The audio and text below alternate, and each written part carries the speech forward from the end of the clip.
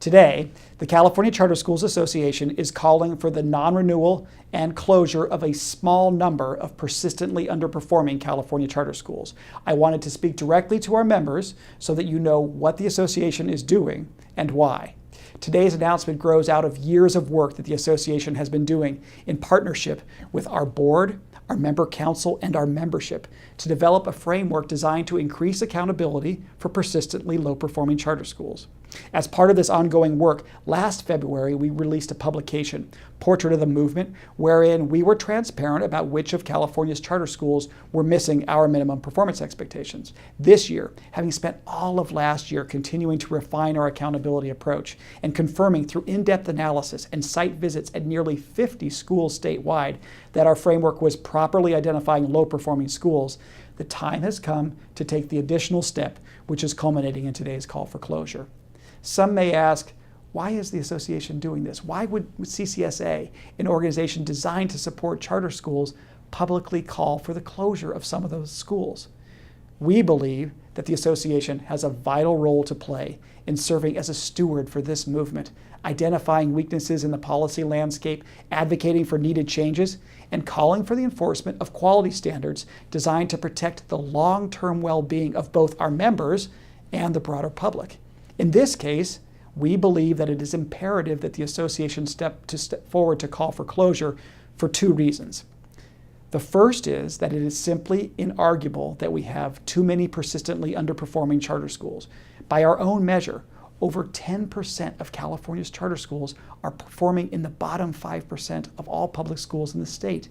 This is simply not acceptable. And for the sake of the students attending these schools, and for the sake of the millions of students who will attend charter schools in the future, we must act with proper resolve to make sure that all charter schools generate acceptable levels of student learning. The second reason is that our movement must come forward with our own ideas and meaningfully follow through to implement them, or others will push proposals not reflecting our ideas or taking into account the unique needs and circumstances of charter schools.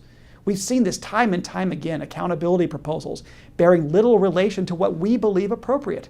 Before our accountability ideas were well formulated, we were not as effective holding back bad proposals. But as our collective reputation for seriousness and follow-through has grown, we have achieved the credibility needed to hold back inappropriate proposals or change them to conform with our ideas. All told, approximately 1% of California's charter schools are being identified for non-renewal. Each has been given the opportunity to present alternative data that would demonstrate student progress not otherwise picked up by the API system. It is impossible to generalize about the kinds of schools that are being included. As such, we see that our framework targets no one kind of school or region, but is properly focused on identifying low performance regardless of school type or location.